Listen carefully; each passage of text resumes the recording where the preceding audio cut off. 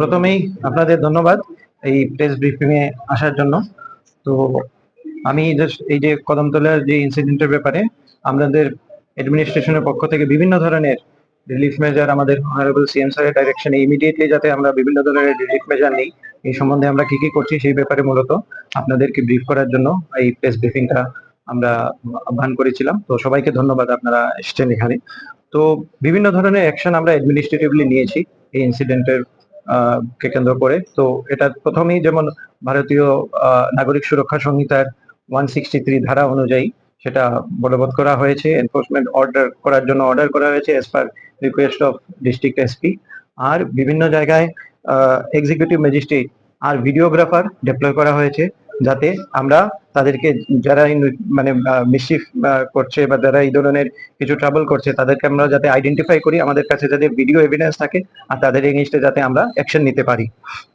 তো সেইগুলি করা হচ্ছে বিভিন্ন জায়গায়। আজকে আমাদের এই ডিস্ট্রিক্টে পিস মিটিং চলছে।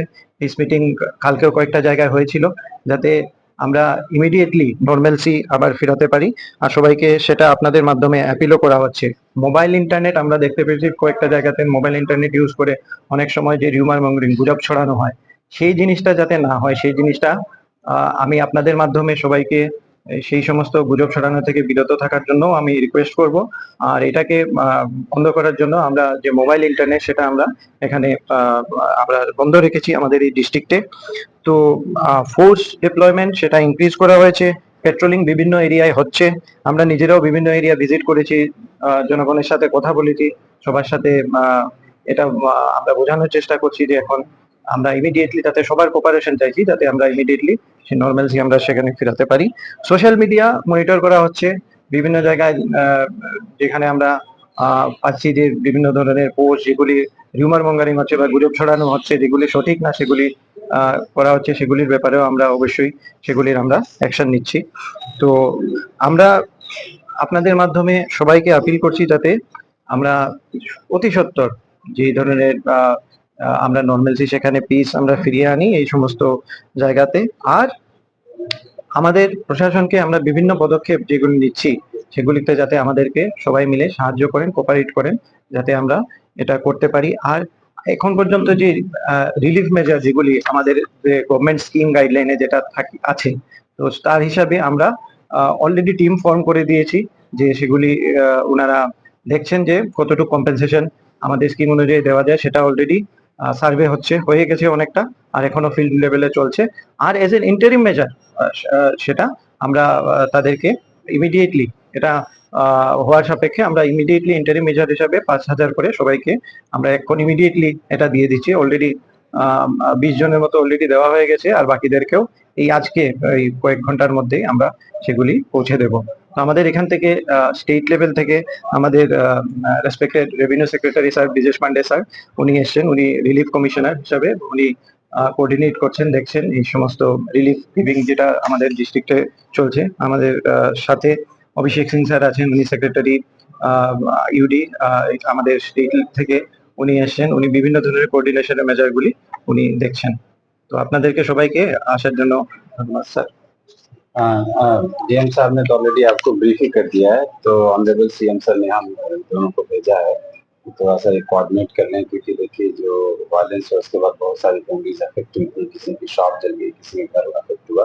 ये इंश्योर करने के लिए इमीडिएटली हम कुछ ना कुछ उसका असेसमेंट करके एक इंटरिम रिलीफ दिया जाए, जिसका अभी हमने डिटेल मीटिंग किया है, एडीएम थे, डीएम थे, उसके अलावा एसडीएम से बात हुआ, बीडीओ से बात हुआ। तो उसके बाद हमने बोला है ऑलरेडी, उन्होंने एक्चुअली कल ही हम लोग रात में आ गए थे, तो कल 3-4 घंटे बैठे रहे, उसके बाद आज सुबह से पूरा मीटिंग हुआ। तो ये हुआ कि जितनी जल्दी हो सके आप असेसमेंट करिए।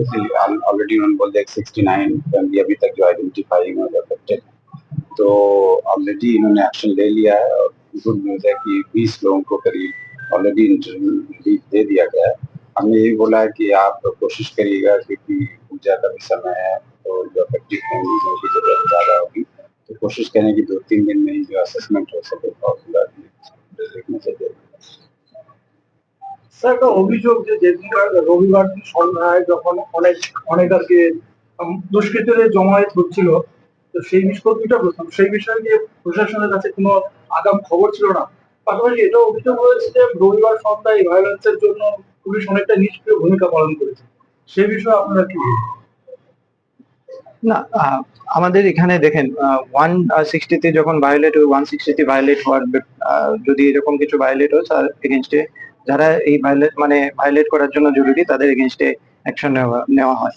তো এখন এই সমস্ত বিষয়ে আমাদের অলরেডি কেস রেজিস্টার করা হয়েছে, সেটার ইনভেস্টিগেশন চলছে। এখন পর্যন্ত বিভিন্ন জিনিস এভলভিং, এখন আপনারা জানেন, আপনারা দেখেছেন অনেকটা জায়গায়।